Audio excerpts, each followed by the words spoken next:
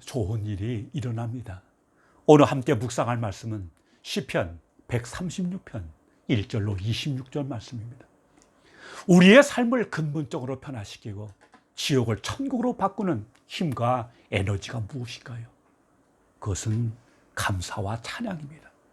감사로 가득 찬 찬송시, 이것이 오늘 시편 136편입니다. 오늘 시편은 독특합니다. 얼핏 봐도 그 구조가 이제껏 보아한 것과 다릅니다. 가장 큰 특징은 매 구절마다 후렴처럼 그 인자하심이 영원함이로다는 말씀이 반복된다는 것입니다. 인도자가 감사할 이유를 한 가지씩 말하면 예배자들이 그 인자하심이 영원함이로다라고 담대하는 도둑문 형식을 띠고 있습니다. 이 시편의 목적은 하나님의 여러 가지 성품, 속성을 찬양하는 데 있습니다. 시인은 여호와께 감사란 말로 시 전체를 시작하며 이 노래가 무엇을 목적으로 하고 있는가를 분명히 밝힙니다. 이 말씀은 하나님이 하신 일을 묵상하고 감사하기 위해서 지은 시입니다. 시인은 하나님은 우리의 찬양을 받으시기에 합당하신 분이라는 것을 세 가지로 선언하며 노래를 시작합니다.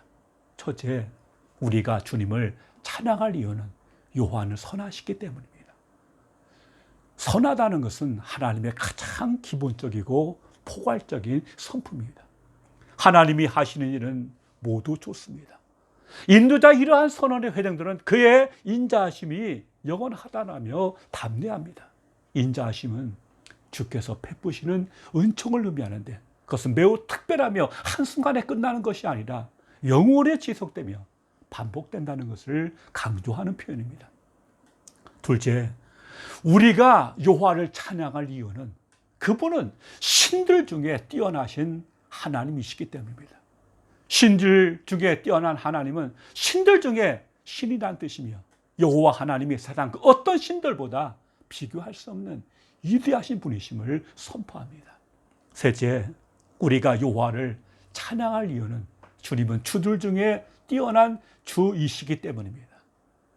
주들 중에 뛰어난 주라는 말도 신들 중에 신한 표현과 같은 표현입니다. 시인은 주님을 찬양하라고 하면서 하나님의 성호 세 가지를 활용해서 주님의 특별하심을 강조합니다. 주님은 자기 백성과 특별한 관계를 맺으신 여호와시며 신들 중에 신이시며 주들 중에 주이십니다. 비교 불가의 참으로 위대하신 하나님이십니다.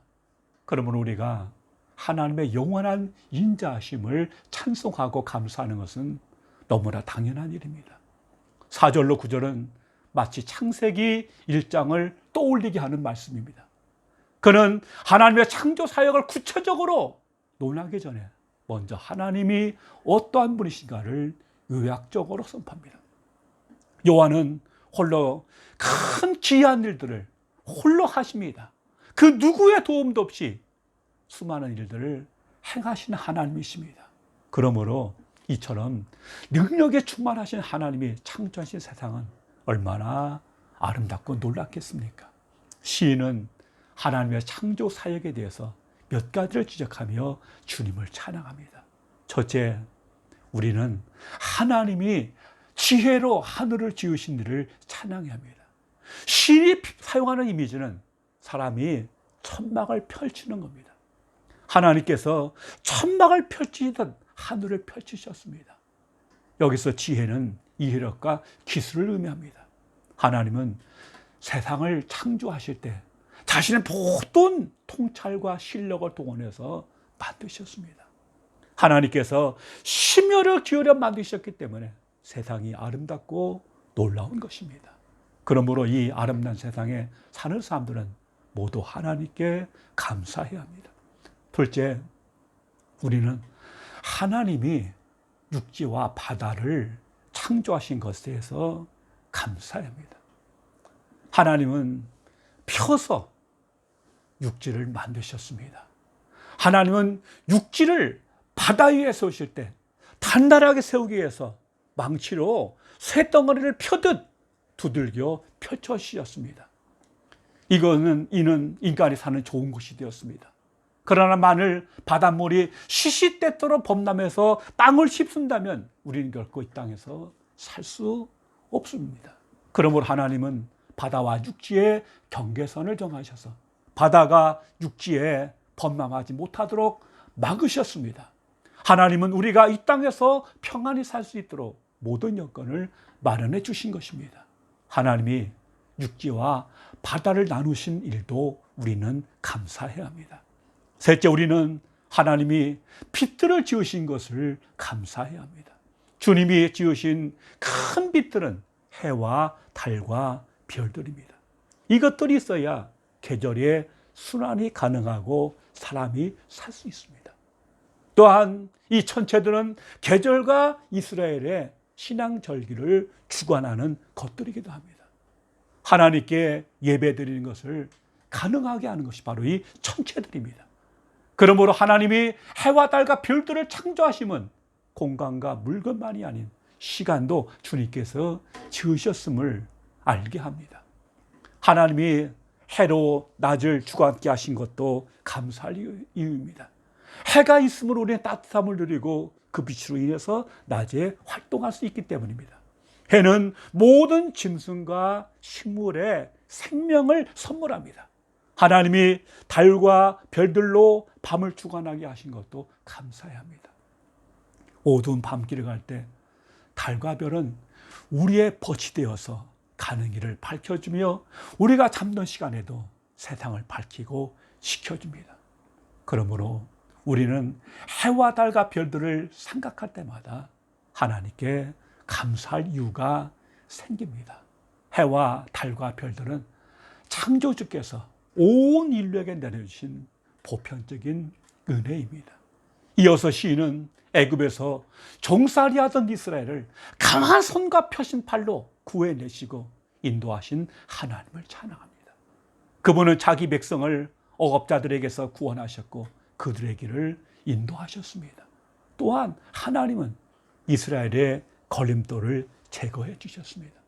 이스라엘이 430년 동안 노예의 땅 애굽을 떠나자마자 그들의 앞을 가로막는 것이었습니다. 바로 홍해였습니다.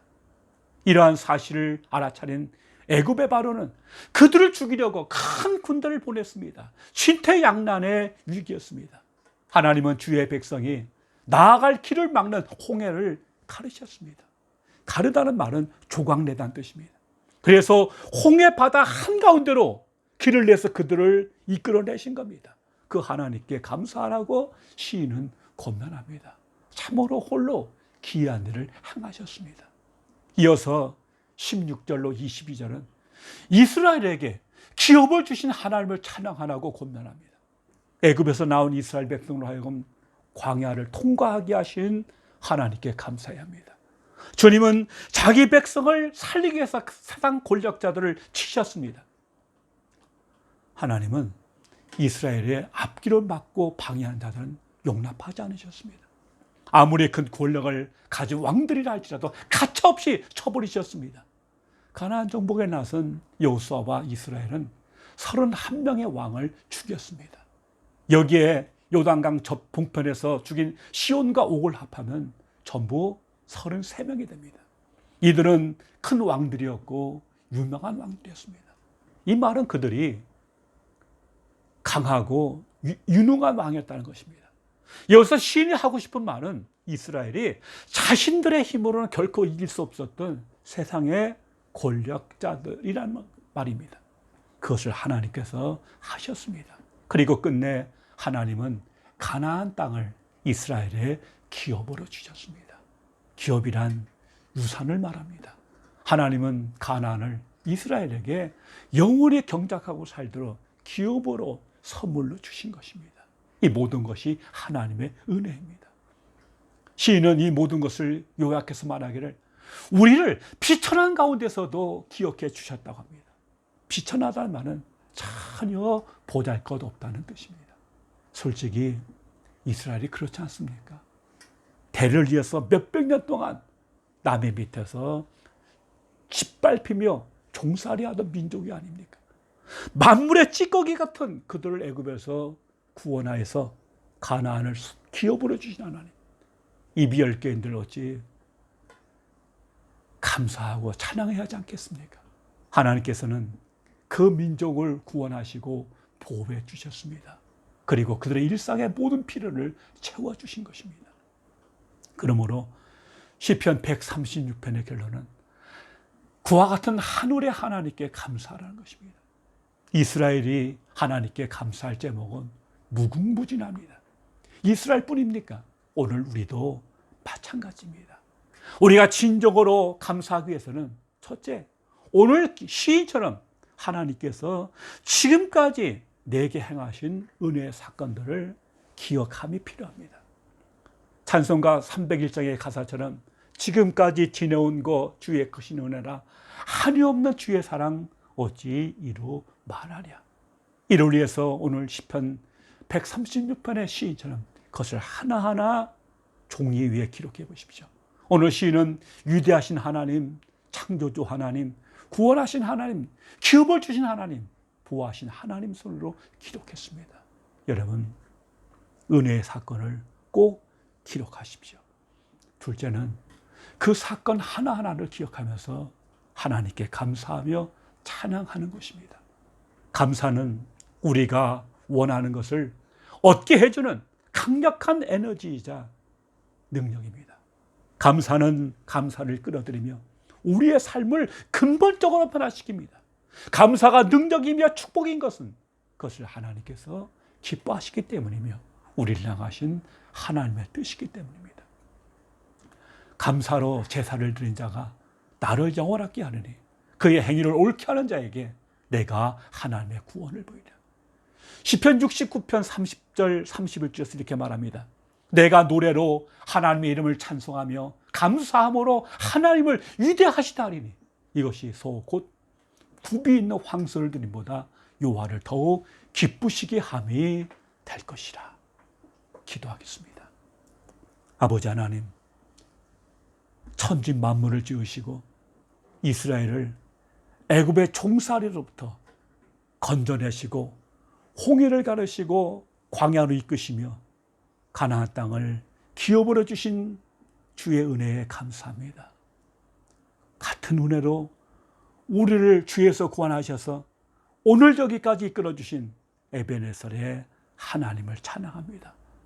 그 크신 은혜를 우리가 하나하나 기억하면서 더욱더 하나님께 감사하고 찬양하면서 은혜의 보좌 앞에 가까이 나가게 하옵소서.